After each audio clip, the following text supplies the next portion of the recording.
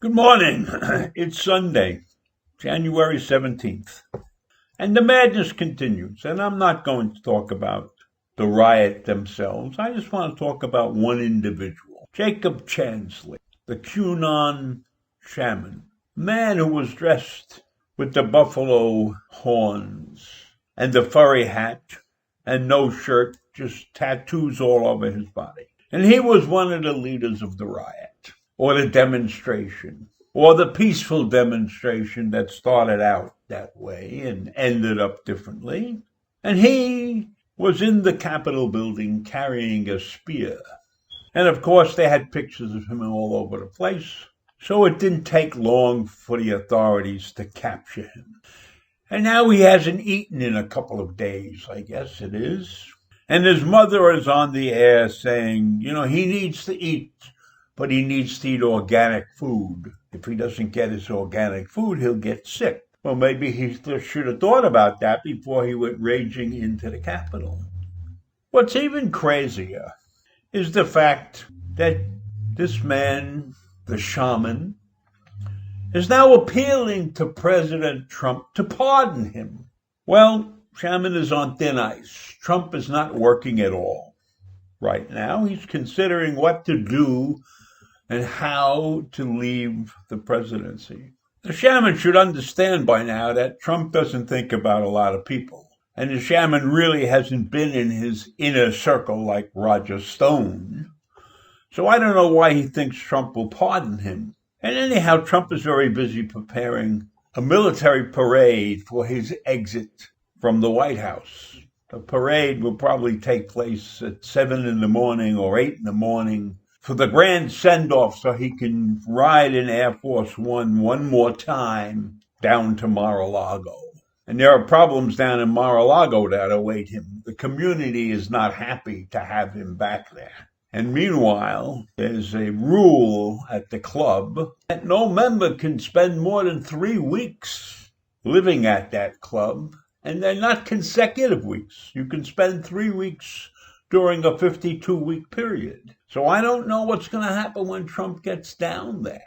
Whether local law enforcement will force him to leave after he's there for 1 week. Or maybe he'll try to get the membership to change the charter. So let's get back to the shaman. His lawyer actually sent out a press release asking the president to pardon not only the shaman, but those of his peaceful followers who accepted the president's invitation. So now they were invited to riot. See, so now we got a thing that says they were invited to riot. Now, with respect to the shaman starving, it's a voluntary starve. He refuses to eat unless the food is organic. So he's on a hunger strike, actually, because he gets sick if his meals aren't entirely organic. Well, who gives a shit? Meanwhile, he faces 6 federal charges. So his lawyer said, Mr. Chansley is an American. He served honorably in the U.S. military. He has no criminal history, 0 criminal history. He's a lover of nature. He routinely practices meditation as an active practitioner of yoga and eats only organic food. Does that make him a better person?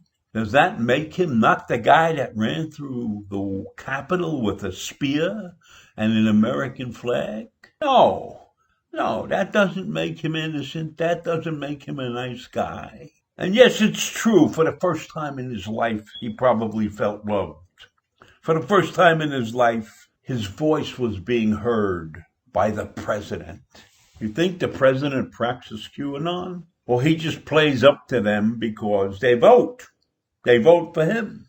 Now, I don't want to condemn the guy because he was running around with a furry hat with horns on it. But I will say that kind of behavior is slightly out of the ordinary. And let's assume he wore a costume like that in some shopping center or something. What do you think people would think? They wouldn't go near the guy. So this is not a particularly normal human being.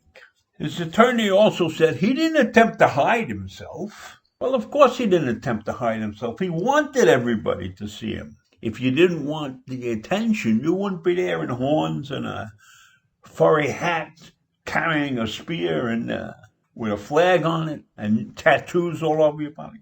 He wanted to be seen. He wanted everybody to know he was there. This is not some innocent kid. He's 33 years old.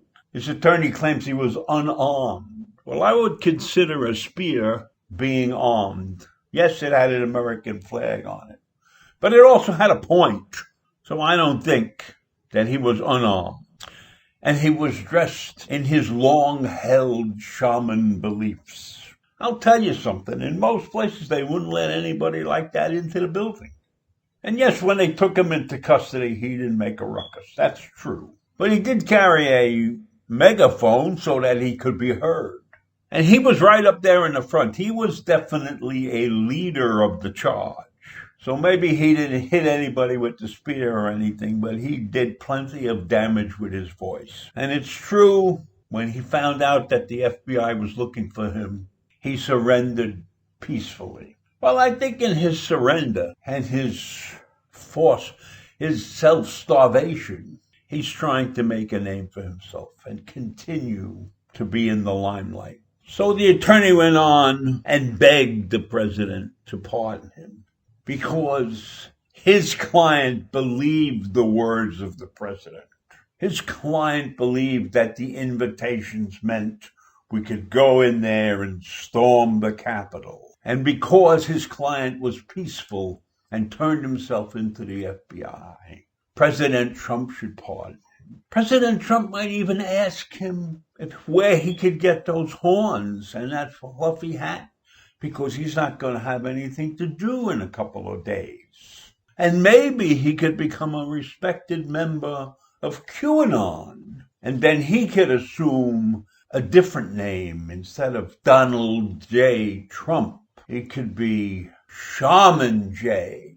or Shaman Don. It's amazing the characters that this country creates, and that they get headlines for this. So that's the story of one of the leaders of the charge. And Trump has no time. He should realize that Trump is not going to take time off from his military parade to pardon this guy. Shaman's in deep trouble. So in any event, that's all I have to say this morning, and I will see you tomorrow. Bye.